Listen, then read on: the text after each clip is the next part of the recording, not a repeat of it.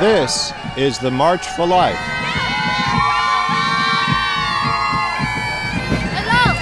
Hello.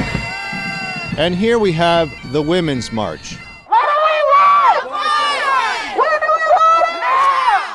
If we don't get it now! Within 24 hours, there were two extremely different marches in Washington, the March for Life and the Women's March.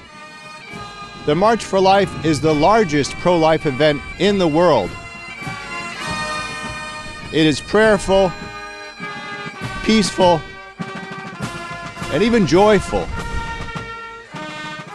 In complete contrast, the Women's March is pro-abortion, pro-feminist, Abortion bans have got to go! pro-transgender, and pro-homosexual.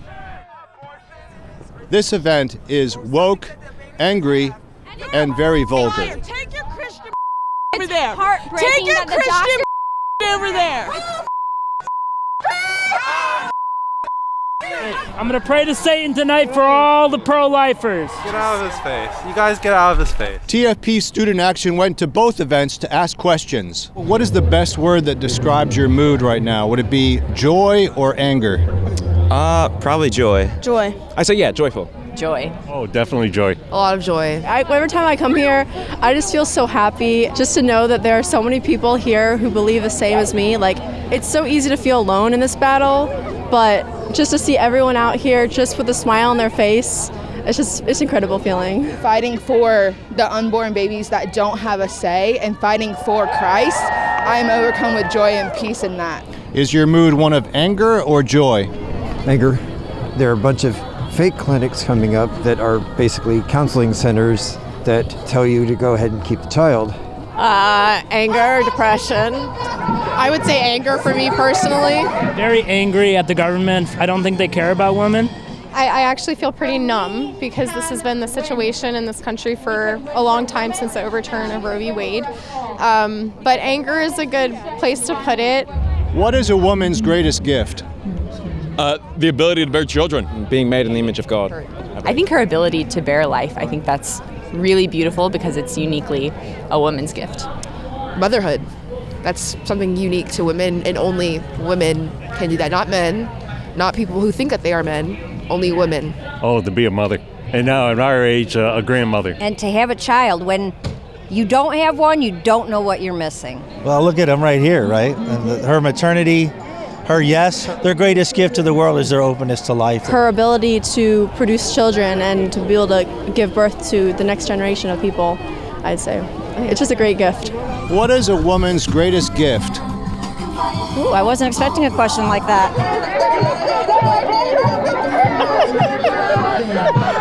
I have no clue how to respond to that question. I don't know. I've never thought about it.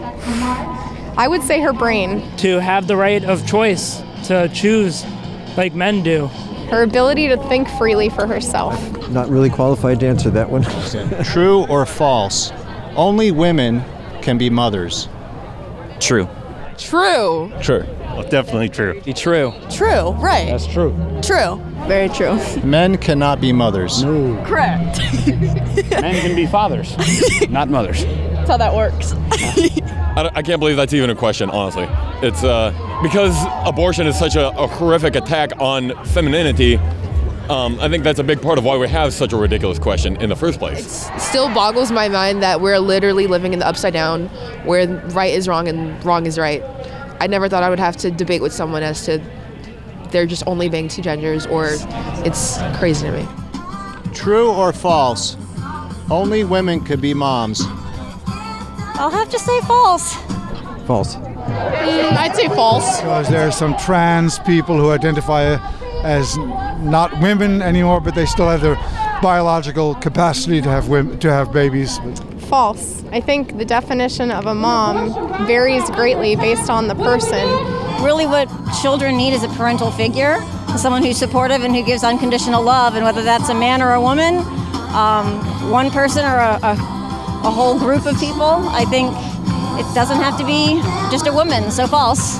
You know, traditionally it's been women, but it's a little expanded these days. Do you like the fact that America is one nation under God? Absolutely.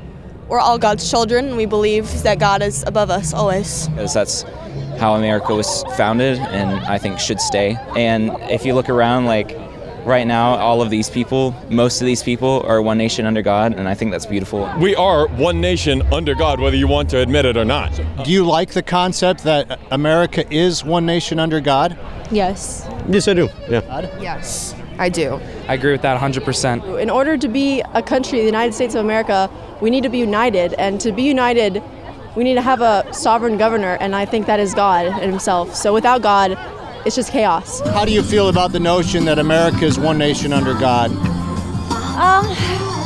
That is one I've always had a struggle with. I mean, I like to think that was a different time and that we've evolved past that. I think it's false. I think it's largely irrelevant. They added that, I think it was Eisenhower in the 50s. So I think they only added it to fight communism. So it's not really doesn't really matter. Do you feel comfortable that people call America one nation under God? As long as they don't insist that I do, I'm fine with people saying that. I used to put a lot of weight and thought into it, and now it's one nation that hopefully we can get our ducks in a row and get along. In simple terms, what does abortion do? Ends a life. Abortion is murder. Kills a baby. Kills a child. Kills another human being. Takes away God's gift. Murders innocent children. Deprives the woman of the gift of motherhood. And wrecks a family. Abortion is the taking of an innocent human life. It violates human rights. If we don't have the very right even to see the light of day, then we have no other rights. As it stops the future. What does abortion do? Well, there's not a simple answer to that. Abortion saves women's lives. Abortion makes the baby no longer viable. So, abortion allows a woman to decide what happens to her body once she becomes pregnant. It ends an unwanted pregnancy.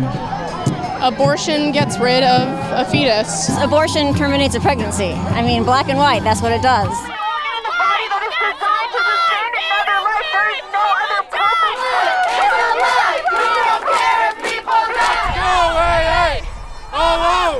Abortion bans have got to go! Hey, hey! These two marches represent two Americas. One America loves God and defends moral values. The other America attacks moral values and undermines the family.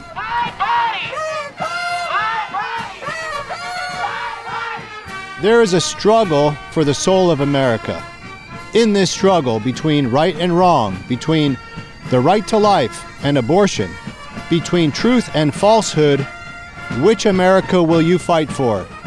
Which march would you go to?